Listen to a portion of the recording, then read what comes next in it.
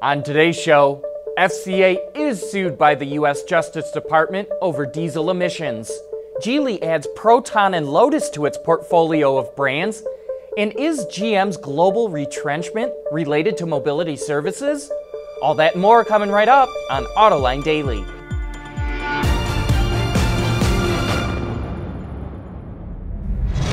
This is Autoline Daily, the show for enthusiasts of the automotive industry. The U.S. Justice Department slapped a lawsuit on FCA yesterday, accusing the company of hiding software in its 3-liter EcoDiesel engine that allows it to emit higher pollutants under certain driving conditions. But the engine performs perfectly in laboratory tests. The EPA says it involves 104,000 Ram 1500 and Jeep Grand Cherokees from 2014 to 2016. FCA never disclosed the software to the agency, which is required by law. FCA and regulators have been negotiating for months, but obviously the authorities weren't satisfied.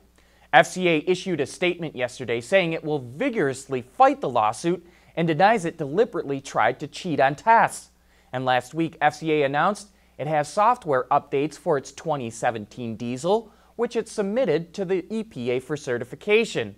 If it is approved, FCA will install the update to the models under scrutiny. Chinese billionaire Li Shufu loves car companies. He owns the Chinese automaker Geely, which in turn owns Volvo. And now he's added 2 more brands to his portfolio. Geely is buying 49.9% of Malaysian automaker Proton and a 51% stake in Lotus. Bloomberg reports that the acquisition of Proton allows Geely to expand into Southeast Asia, which is home to more than 600 million consumers. The acquisition of Lotus gives Geely its very own sports car brand with a name that does carry some cachet.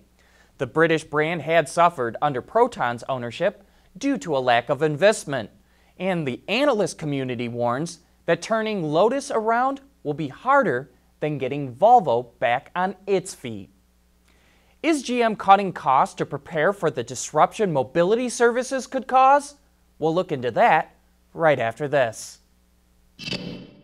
Autoline Daily is brought to you by Bridgestone Tires, your journey, our passion. Dow Automotive Systems, advanced materials that deliver better results. And by Lear, a global leader in automotive seating and electrical systems. Last year, the U.S. set a record for miles traveled by light-duty vehicles, 2.84 trillion miles.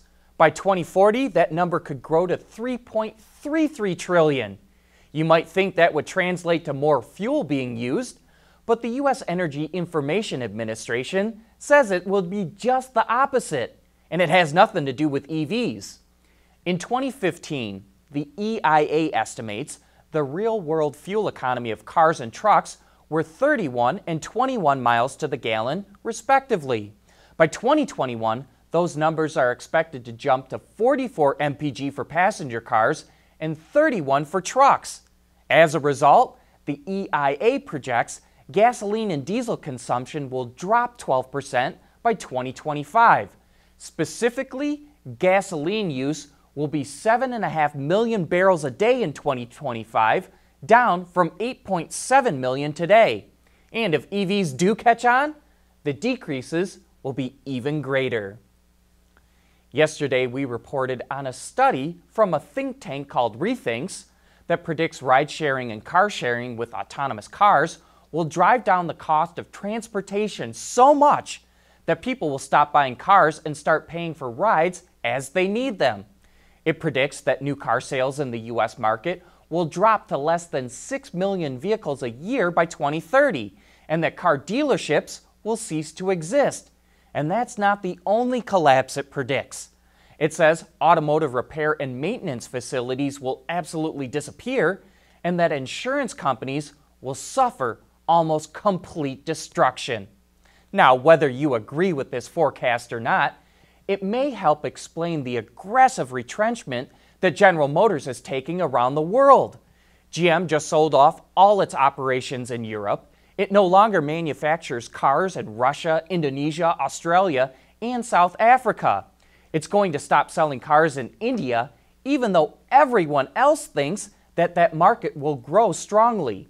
The analyst community sees these moves as prudent steps to improve profit margins. And you know what? That's true. But they make even more sense if GM believes that mobility services are going to disrupt the industry in the next decade. And we expect to see Ford's new CEO, Jim Hackett, to start making hard-nosed decisions to exit markets where the company loses money. Coming up next, Mercedes updates the EV version of the smart ForTwo and tells us what it costs. For the people at Dow, racing is a sport and a science. We enjoy one and learn from the other. But like most competitive people, we like winning at both. This is the human element at work. Dow. One of the big fears with mobility services is keeping all the data generated and all the financial transactions in those cars secure. So Toyota and MIT are looking at using blockchain to do just that. Blockchain is the underlying technology used by Bitcoin.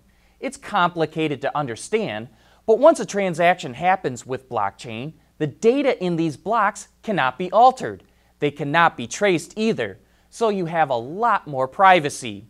Toyota will use blockchain so anyone can safely share autonomous vehicle data, manage ride and car sharing transactions, and store vehicle usage information. Toyota hopes more companies will adopt blockchain and is forming a consortium to do just that.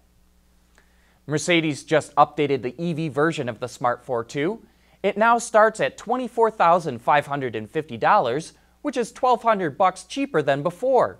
Pricing for the convertible version remains the same at $28,750. It features an 80 horsepower electric motor, and its torque is now at 118 pound-feet, up from 96 before. Its range is up slightly as well, from 68 miles to an estimated 70 to 80 miles of range. Charging time is about twice as fast as the outgoing model as well. The 2017 Smart ForTwo EV arrives in dealerships this summer. And before we end today's show, I'd like to remind you about Autoline After Hours tomorrow. We'll have Sheldon Brown from Toyota's Advanced Fuel Cell Project in the studio, and he'll for sure want to talk about the automaker's hydrogen-powered semi-truck called the Portal. So if you have any questions, shoot them to viewermail@autoline.tv. That show goes live at 3 p.m. Eastern Time on our website, autoline.tv. But that's it for today. Thanks for watching, and please join us again tomorrow.